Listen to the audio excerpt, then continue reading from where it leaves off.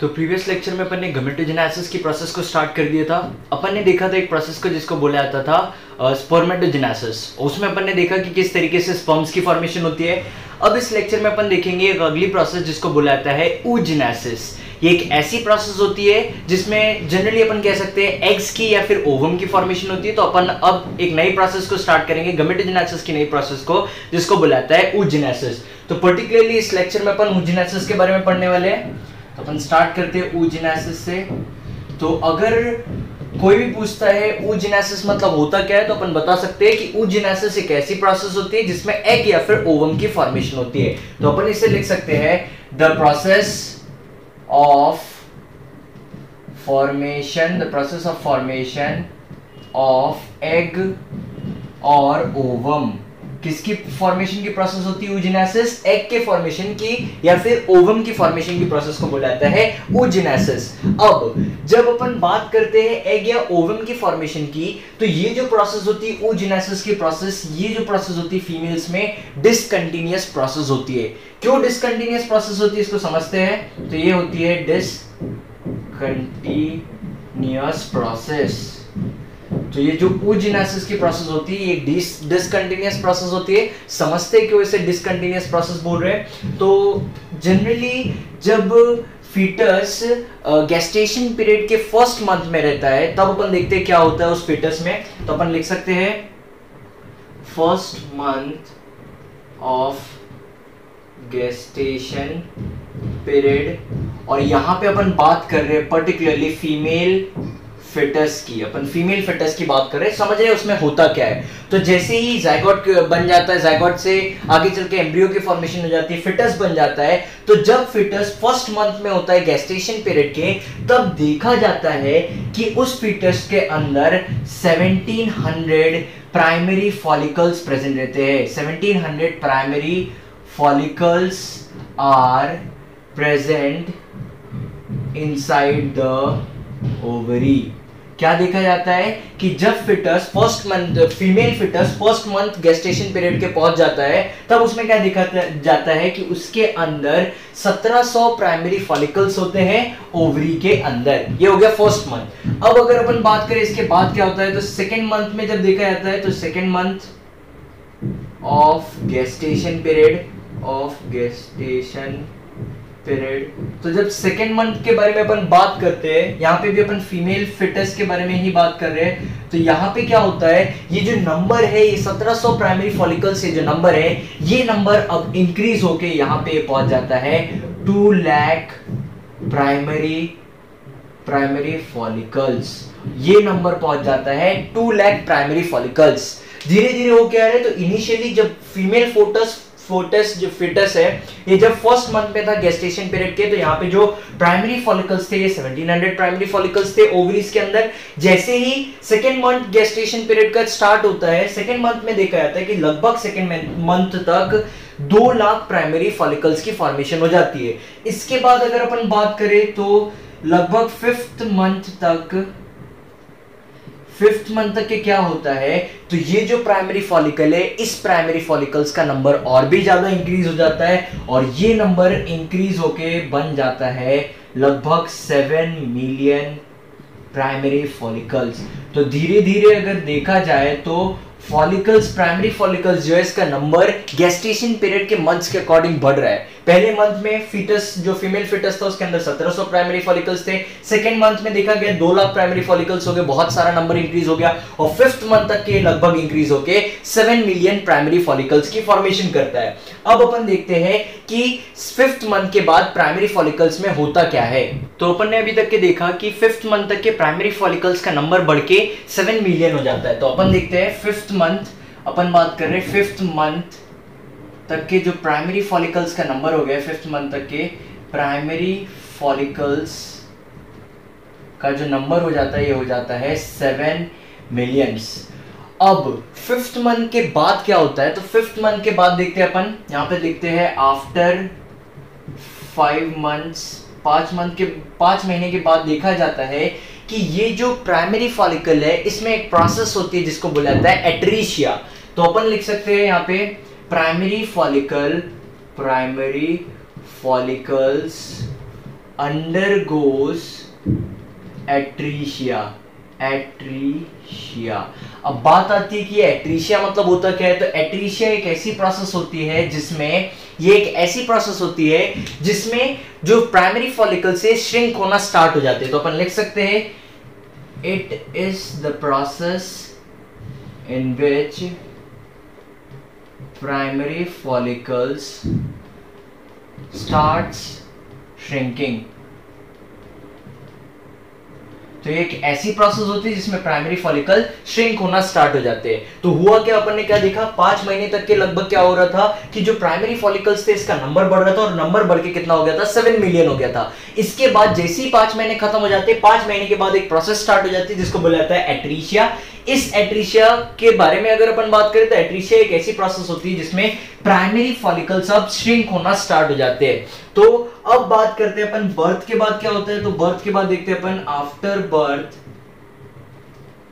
तो बर्थ के बाद प्राइमरी फॉलिकल्स में भी ये जो प्रोसेस है, ये श्रिंकिंग की प्रोसेस है, या फिर अपन बोल सकते हैं एट्रीशिया की प्रोसेस, ये प्रोसेस कंटिन्यू होती है। और जैसे ही बर्थ हो जाता है और फीमेल बेबी बाहर आ जाता है, तब उसके पास जो प्राइमरी फॉलिकल्स का नंबर होता है, उसमें जो प्राइमरी फॉलिकल्स पाए जाते हैं, प्राइमरी फॉलिकल्स, ये प्राइमरी फॉलिकल्स का नंबर बचता है 2 मिलियंस नंबर बचता है। तो देखा कि अपन ने 5 मंथ तक के ये जो प्राइमरी फॉलिकल्स था इसका नंबर बढ़ रहा था और बढ़ के ये 7 मिलियन हो गया था। इसके बाद से 5th मंथ के बाद से एक प्रोसेस स्टार्ट हो गई जिसको अपन ने बोला एट्रीशिया। और इस प्रोसेस के कारण क्या हुआ, तो प्राइमरी फॉलिकल्स जो है वो श्रिंक होने लगे। श्रिंक होने के बाद जैसे ही पार्चुरेशन की प्रोसेस हुई और बच्चा जैसे ही डिलीवर हुआ, फीमेल बेबी, तो बर्थ के बाद उसके अंदर जो प्राइमरी फॉलिकल्स देखे जाते हैं वो प्राइमरी फॉलिकल्स होते हैं 2 मिलियंस। अभी भी जो प्रोसेस होती है एट्रीशिया की, ये प्रोसेस कंटिन्यू रहती है। और प्यूबर्टी तक के, जैसे ही वो बच्चा प्यूबर्टी तक के पहुंच जाता है, तो प्यूबर्टी तक के ये जो प्राइमरी फॉलिकल्स का नंबर होता है, ये प्राइमरी फॉलिकल्स का नंबर बचता है सिर्फ 60,000 to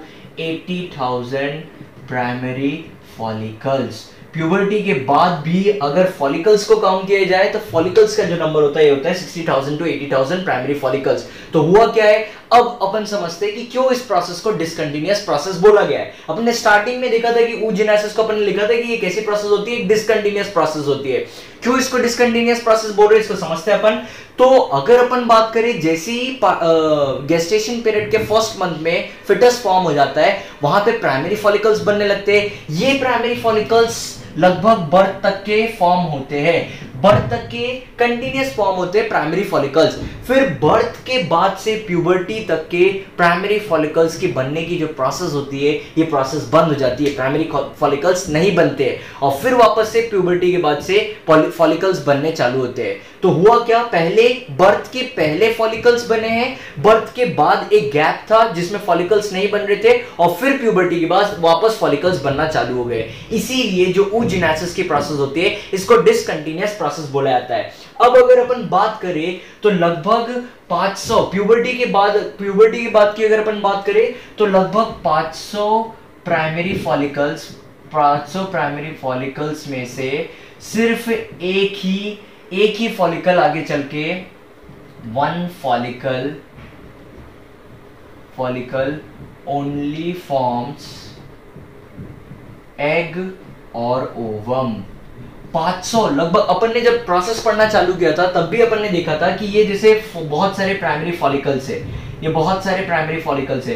तो इन प्राइमरी फॉलिकल्स में से सारे के सारे प्राइमरी फॉलिकल्स आगे चल के एग की फॉर्मेशन नहीं करते। सिर्फ 500, लगभग 500 प्राइमरी फॉलिकल्स में से एक फॉलिकल आगे चल के एग या फिर ओवम की फॉर्मेशन करता है। और इस तरीके से प्रोसेस देखी जाती है फीमेल केस में oogenesis की, जो एक डिसकंटिन्यूअस प्रोसेस होती है। तो अब अपन स्टार्ट करते हैं oogenesis की प्रोसेस को। जब जनरली अपन बोलते हैं oogenesis की प्रोसेस को, तो ये oogenesis की प्रोसेस 3 फेजेस में कंप्लीट होती है। देखते हैं कौन से फेजेस होते हैं। तो अपन स्टार्ट करते हैं oogenesis की प्रोसेस को। तो oogenesis जो होता है इसको अपन लिख सकते हैं, it is completed in 3 phases। ये जो होता है ये 3 फेज के अंदर कंप्लीट होती है प्रोसेस को। कौन से 3 फेज होते हैं समझते हैं उसके बारे में। तो देखते हैं तीनों फेजेस के बारे में। सबसे पहला फेज जो होता है ये होता है मल्टीप्लिकेशन फेज। सेकेंड जो फेज होता है, इस फेज को बोला जाता है ग्रोथ फेज। और थर्ड फेज जो होता है इस फेज को बोला जाता है मैच्योरेशन फेज। अगर अपन बात करें एक प्रोसेस की जिसको बोला जाता है स्पर्मेटोजेनेसिस, तो अपन ने देखा था कि जो स्पर्मेटोजेनेसिस की प्रोसेस होती है उस स्पर्मेटोजेनेसिस की प्रोसेस में भी 3 फेजेस देखे जाते हैं और वो 3 फेज सेम यही होते हैं। एक होता है मल्टीप्लिकेशन फेज, एक होता है ग्रोथ फेज और लास्ट वाला होता है मैच्योरेशन फेज। जनरली अगर अपन मल्टीप्लिकेशन फेज की बात करें तो एक ऐसा फेज होता है जहां पे सेल्स में जो सेल डिवीजन देखा जाता है वो होता है माइटोसिस सेल डिवीजन। तो यहां पे माइटोसिस सेल डिवीजन देखा जाता है, माइटोसिस सेल डिवीजन। वहां पे भी जब अपन ने स्पर्मेटोजेनेसिस पढ़ा था तो वहां पे भी जो प्रोसेस होती है मल्टीप्लिकेशन फेज की, वहां पे भी माइटोसिस सेल डिवीजन देखा जाता है। प्रीवियस लेक्चर में वहां पे मैंने मियोसिस लिख दिया है, बट वो मियोसिस नहीं होता है, माइटोसिस सेल डिवीजन होता है। सेकंड जो फेज आता है मल्टीप्लिकेशन फेज के बाद, ये होता है ग्रोथ फेज। इसमें जनरली क्या होता है, तो सेल अपने आप की ग्रोथ करता है, सही तरीके से न्यूट्रिएंट को कलेक्ट करता है ताकि आगे चल के उसे जाइगोट को फीड कर सके। और लास्ट वाला जो स्टेज या फिर फेज होता है इसे बोला जाता है मैच्योरेशन फेज। और मैच्योरेशन फेज में जो सेल डिवीजन होता है ये सेल डिवीजन होता है meiosis cell division, meiosis cell division. तो अब अपन स्टार्ट कर देते हैं इस प्रोसेस को, डिटेल्ड प्रोसेस को पढ़ना चालू कर देते हैं। तो अपने को पता है कि अपने पास सबसे पहले जो स्ट्रक्चर है वो स्ट्रक्चर है प्राइमरी फॉलिकल्स, प्राइमरी फॉलिकल्स। और ये जो प्राइमरी फॉलिकल्स होते हैं डिप्लॉयड होते हैं, तो ये हो गए प्राइमरी फॉलिकल्स। तो होता क्या है जनरली इस प्राइमरी फॉलिकल में सबसे पहले क्या देखा जाता है, तो इसमें सबसे पहले देखा जाता है माइटोटिक सेल डिवीजन। ये क्या करते हैं, माइटोटिक सेल डिवीजन करते हैं। और जैसे ये माइटोटिक सेल डिवीजन करते हैं ये यहां पे फॉर्मेशन करते हैं सबसे पहले एक सेल की, जिसे जो डिप्लॉयड सेल होता है, और इस सेल को बोला जाता है ऊगोनिया। तो क्या देखा अपन ने, सबसे पहली स्टेप देखी कि अपने पास क्या प्रेजेंट है, प्राइमरी फॉलिकल्स प्रेजेंट है, ये डिप्लॉयड सेल्स होते हैं, इनका क्लस्टर प्रेजेंट रहता है। अब भी अपन ने देखा था कि 500 प्राइमरी फॉलिकल्स में से सिर्फ एक एग की फॉर्मेशन होती है। ये इंपॉर्टेंट चीज है, अपने को याद रखना पड़ेगा। यहां पे प्राइमरी फॉलिकल्स बहुत सारे, पर आगे चल के जो एग की फॉर्मेशन हो रही है वो कितनी हो रही है, एक एग की फॉर्मेशन हो रही है। तो इन 500 प्राइमरी फॉलिकल्स में से सिर्फ कुछ ही सेल्स है जो आगे चल के एग की फॉर्मेशन करते हैं। तो सबसे पहले प्राइमरी फॉलिकल्स डिप्लॉयड सेल है, इसमें माइटोटिक सेल डिवीजन होता है, फिर एक नए सेल की फॉर्मेशन होती है और ये जो सेल बनता है ये भी डिप्लॉयड सेल बनता है और इस सेल को बुलाता है ऊगोनिया। और यहां पे होती है सबसे पहली स्टेप, जिस स्टेप को बुलाता है मल्टीप्लिकेशन फेज, मल्टीप्लिकेशन फेज। तो ये हो गया सबसे पहला फेज जिसको बोला जाता है मल्टीप्लिकेशन फेज। अब होता क्या है, तो ये जो ऊगोनिया है ये ऊगोनिया नेक्स्ट फेज को कंप्लीट करता है, मतलब ये अब यहाँ पे एक प्रोसेस शो करेगा जिसे अपन बोलेंगे ग्रोथ फेज। ये ग्रोथ करेगा अपना, देखते हैं ग्रोथ फेज में होता क्या है। तो सेकंड फेज यहां से स्टार्ट हो जाता है जिसे बोला जाता है growth phase. Generally growth phase में क्या देखा जाता है, तो ये जो ग्रोथ फेज होती है इसमें सेल की ग्रोथ होती है, जो सेल है इस सेल की ग्रोथ होती है और इसकी ग्रोथ होती है एक प्रोसेस के थ्रू जिसको बोला जाता है वाइटेलोजेनेसिस। अपन देखते हैं वाइटेलोजेनेसिस की, तो अपन में इस ग्रोथ फेज में लिख सकते हैं कि cell growth, cell shows growth, cell shows growth by a process called vitellogenesis. तो सेल क्या करता है, ग्रोथ करता है इस प्रोसेस में, सेल इस प्रोसेस में ग्रोथ करता है और ये जो ग्रोथ करता है इस प्रोसेस में वो डिपेंड करता है कि ये किस तरीके से वाइटेलोजेनेसिस की प्रोसेस को अकम्प्लिश कर रहा है। अब अगर अपन बात करें वाइटेलोजेनेसिस की, तो वाइटेलोजेनेसिस एक ऐसी प्रोसेस होती है जिसमें किसकी फॉर्मेशन होती है, योग फॉर्मेशन होती है। तो वाइटेलोजेनेसिस क्या है, तो ये एक ऐसी प्रोसेस है जिसमें एग के अंदर योग की फॉर्मेशन होती है। तो होता क्या है, सेल का साइज भी पता है योग के हिसाब से बढ़ता है। अगर मान लो एक ऐसा सेल है ये जो ऊगोनिया है जिसमें बहुत कम योग बन रहा है, तो आगे चल के जो सेल का साइज रहेगा वो बहुत छोटा सा रहेगा। पर अगर मान लो एक ऐसा ऑर्गेनिज्म है जिसको योग कंटेंट ज्यादा चाहिए, तो वो क्या करेगा, ज्यादा योग की फॉर्मेशन करेगा और जब वो ज्यादा योग बनाएगा तो यहाँ पे सेल का साइज भी ज्यादा रहेगा। तो ये जो ऊगोनिया है इसका इस oogonia के जो आगे चल के प्राइमरी oocyte बनता है, इस प्राइमरी oocyte के सेल का साइज डिपेंड करता है वाइटोलोजिनेसिस के अकॉर्डिंग। क्योंकि अगर आगे चल के योग कंटेंट ज्यादा लगेगा तो सेल का साइज बड़ा रहेगा, और अगर आगे चल के योग कंटेंट कम लगेगा तो सेल का साइज छोटा होगा। अगर इंसानों की बात करें, अपन ह्यूमंस की बात करें, तो ह्यूमंस में जो योग कंटेंट होता है ये बहुत कम होता है। क्यों योग कंटेंट कम होता है? क्योंकि कम योग की जरूरत पड़ती है।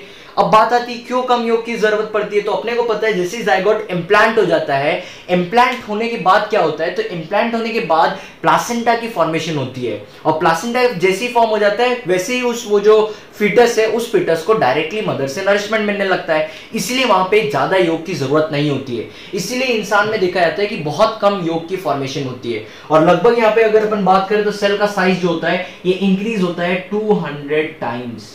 सेल का साइज जो होता है ये इंक्रीज होता है 200 टाइम्स, और यहाँ पे एक नए सेल की फॉर्मेशन होती है। यहाँ पे एक नया सेल बन जाता है, और इस नए सेल को यहाँ पे अब नाम दे दिया जाता है प्राइमरी oocyte। तो यहाँ पे एक नया सेल बन गया है और इस नए सेल को बोला गया है प्राइमरी oocyte। तो अभी अपन ने देखा कि प्राइमरी oocyte की फॉर्मेशन हो चुकी है। अब अपन देखते हैं प्राइमरी oocyte आगे चल के किस तरीके का सेल डिवीजन शो करता है। तो ये जो यहाँ पे स्ट्रक्चर बन गया ये एक डिप्लॉयड स्ट्रक्चर है, और इसी स्ट्रक्चर को बोला जाता है प्राइमरी oocyte। अब ये जो प्राइमरी oocyte होता है, ये प्राइमरी oocyte सबसे इंपॉर्टेंटली ये याद रखना पड़ेगा कि ये जो प्राइमरी oocyte है ये आगे चल के सिर्फ एक एग की फॉर्मेशन करता है। जब ये आगे चल के एक एग की फॉर्मेशन कर रहा है तो अब यहाँ पे इंपॉर्टेंट हो जाता है कि किस तरीके का सेल डिवीजन शो करता है। तो अब अपन देखते हैं कि प्राइमरी oocyte में किस तरीके का सेल डिवीजन होता है। तो जनरली प्राइमरी oocyte यहाँ पे अब अगला स्टेप शो करता है, और यहाँ पे जो सेल डिवीजन होता है ये होता है मियोसिस सेल डिवीजन। सबसे पहले यहाँ पे देखा जाता है मियोसिस 1 सेल डिवीजन देखा जाता है, और इसी फेज को ये होता है थर्ड फेज।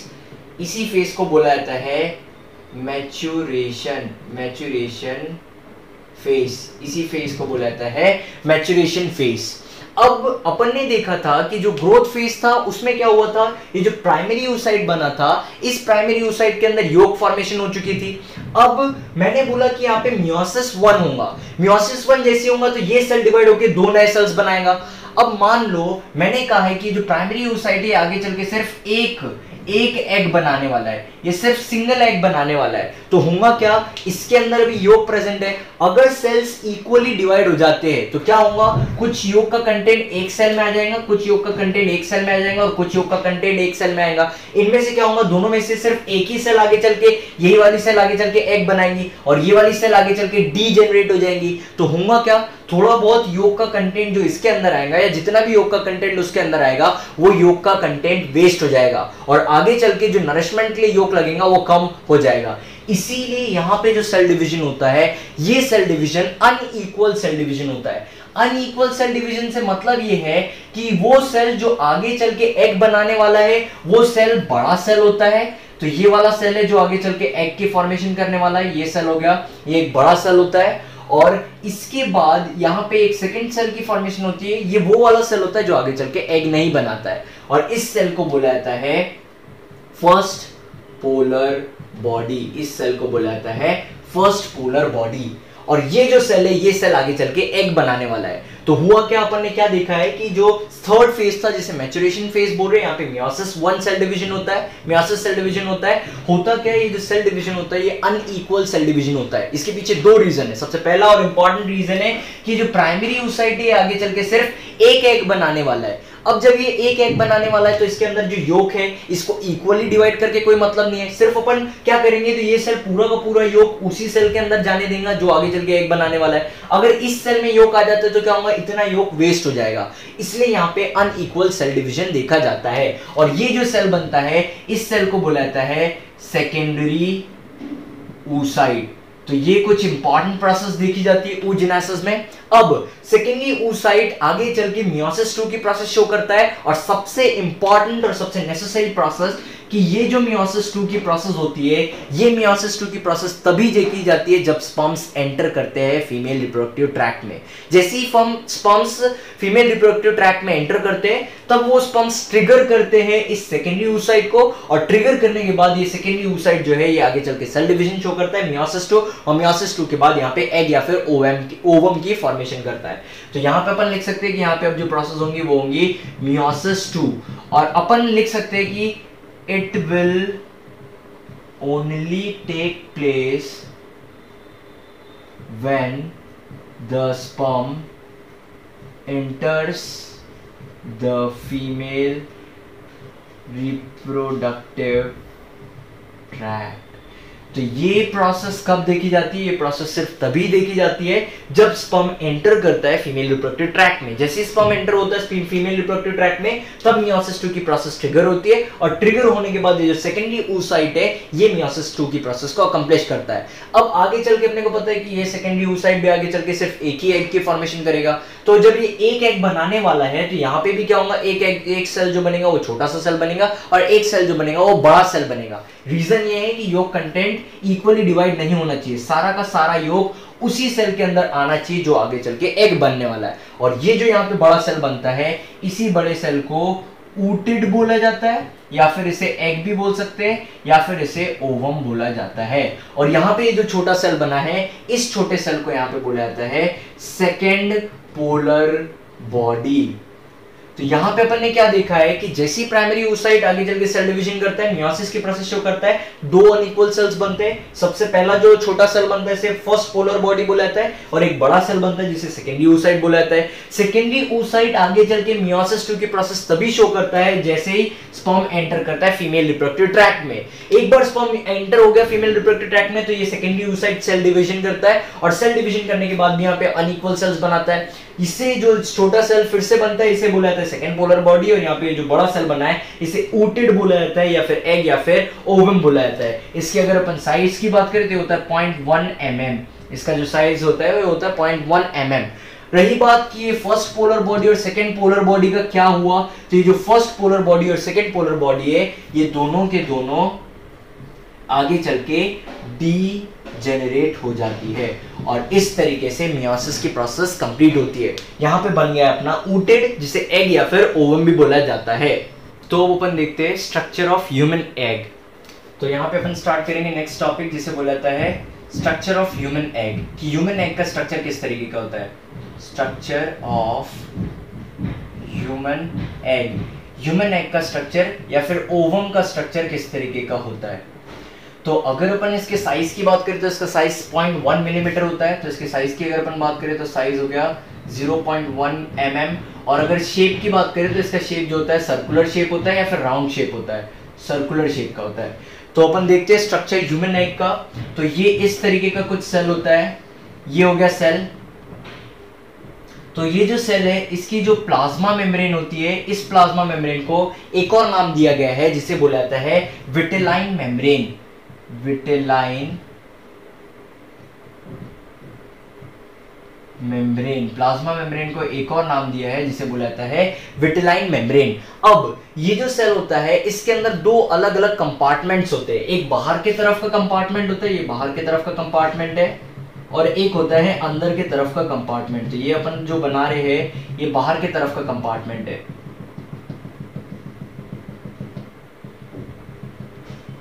तो ये जो बाहर के तरफ का कंपार्टमेंट होता है, इस बाहर के तरफ के कंपार्टमेंट को बोला जाता है एग कॉर्टेक्स। इस टाइप के कंपार्टमेंट को या बाहर की तरफ का जो कंपार्टमेंट है इसे बोला जाता है एग कॉर्टेक्स। ये जो एग कॉर्टेक्स होता है इसको एक्सोप्लाज्म भी बोला जाता है, एक्सोप्लाज्म भी बोला जाता है। तो ये बाहर की तरफ का कंपार्टमेंट है। जो अंदर की तरफ का कंपार्टमेंट होता है, ये अंदर की तरफ के कंपार्टमेंट को बोला जाता है ooप्लाज्म। और यही वो जगह होती है जहां पे यहीं पे न्यूक्लियस पाया जाता है, न्यूक्लियस प्रेजेंट रहता है, सारे सेल ऑर्गेनल्स प्रेजेंट रहते हैं। तो अपन लिख सकते हैं ऑल सेल ऑर्गेनल्स, सारे सेल ऑर्गेनल्स प्रेजेंट रहते हैं, न्यूक्लियस प्रेजेंट रहता है, और सबसे इंपॉर्टेंट चीज बहुत कम मात्रा में योग कंटेंट प्रेजेंट रहता है। तो अपन लिख सकते हैं yolk in very less quantity, yolk in very less quantity.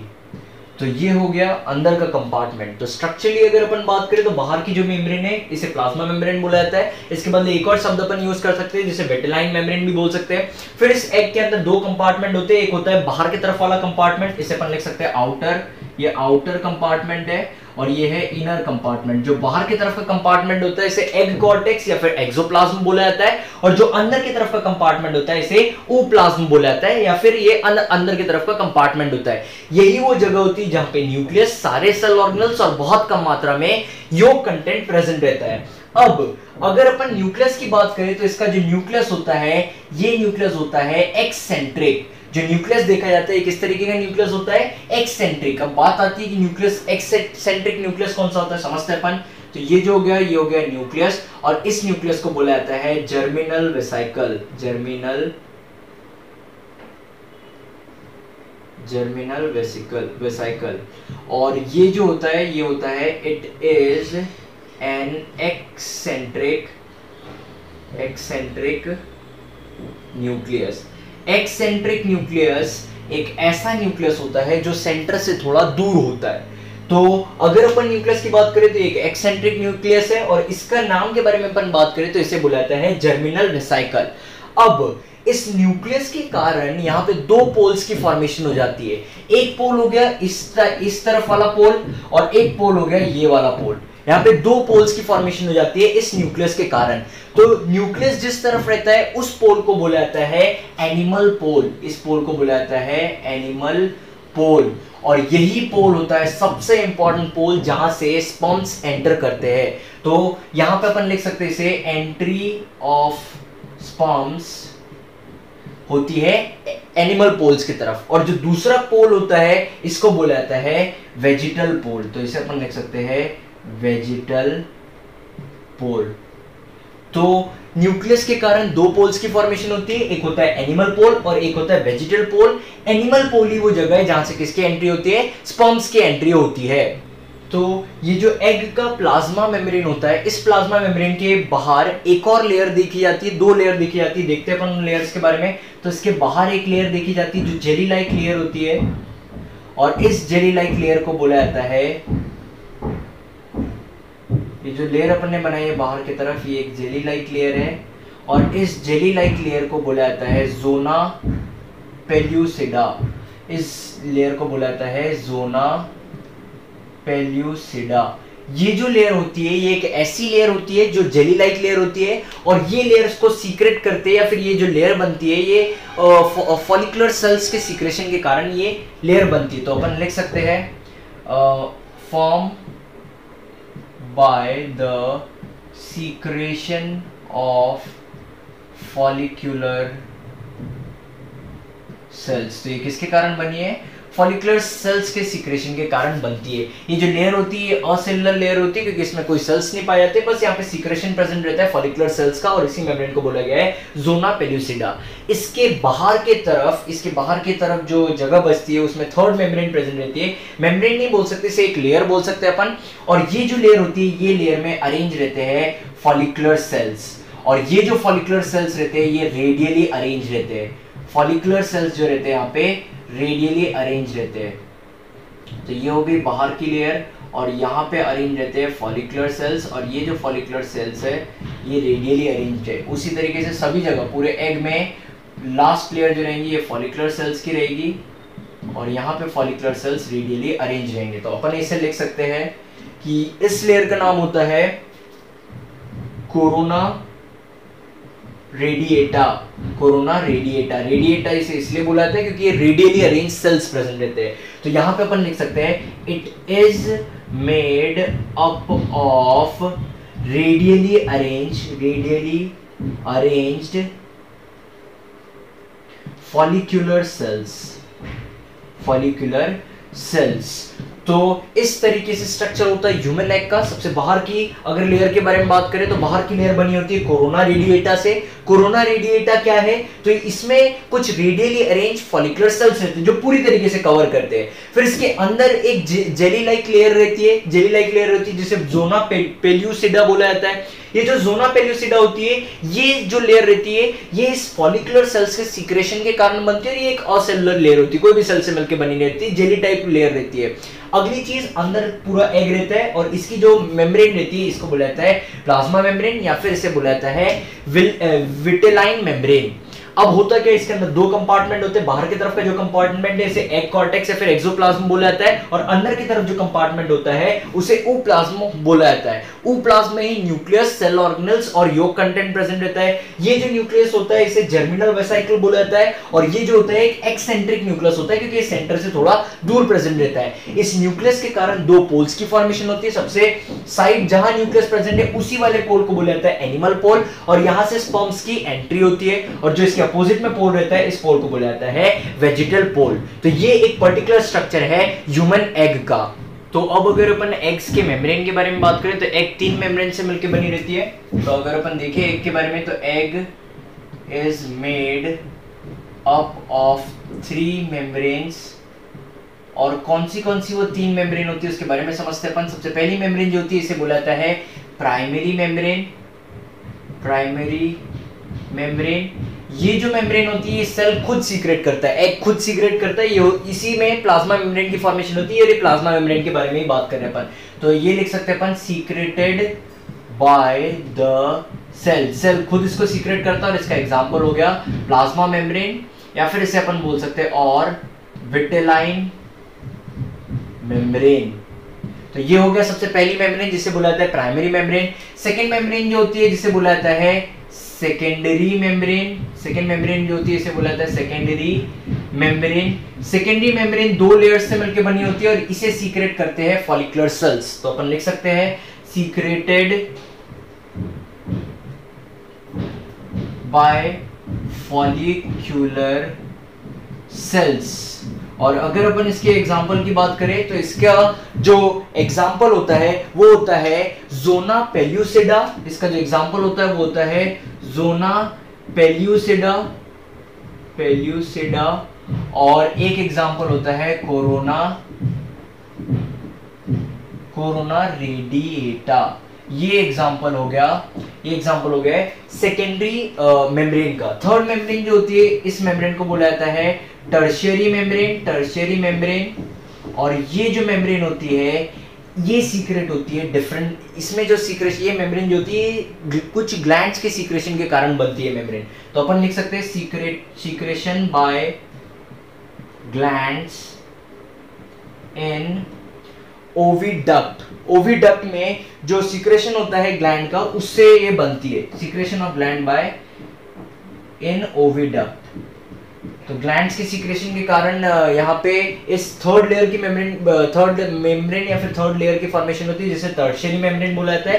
इसके एग्जांपल की बात करें तो ये आगे चल के शेल की फॉर्मेशन करती है, ये आगे चल के सेल की फॉर्मेशन करते हैं और ये सेल होता है थर्ड मेम्ब्रेन। तो 3 मेम्ब्रेन्स की अगर अपन बात करें तो सबसे पहली मेम्ब्रेन होती है प्राइमरी मेम्ब्रेन, इसे सीक्रेट करता है वो सेल खुद ही इसे सीक्रेट करता है। इस मेम्ब्रेन को अपन प्लाज्मा मेम्ब्रेन या फिर विटेलाइन मेम्ब्रेन बोल सकते हैं। इसके बाद दूसरी मेम्ब्रेन होती है जिसे सेकेंडरी मेम्ब्रेन बोला जाता है। इसका जो सीक्रेशन होता है ये सीक्रेशन करते हैं फॉलिकुलर सेल्स इसको सीक्रेट करते हैं और इसके दो लेयर्स रहते हैं, एक होता है जोना पेल्यूसिडा और एक होता है कोरोना रेडिएटा। नेक्स्ट जो लेयर होती है टर्शियरी मेम्ब्रेन और टर्शियरी मेम्ब्रेन जो होती है सबसे पहली चीज इसमें ग्लैंड्स का सीक्रेशन होता है और किस जगह पे होता है तो ये होता है ओविडक्ट में। एग्जांपल है इसका शेल। तो अब अपन नेक्स्ट लेक्चर में डिफरेंट टाइप्स के एग्स देखेंगे जो अलग अलग एनिमल्स में डिफरेंट टाइप्स के एग्स पाए जाते हैं और अपन देखेंगे मेंस्ट्रुअल साइकिल के बारे में।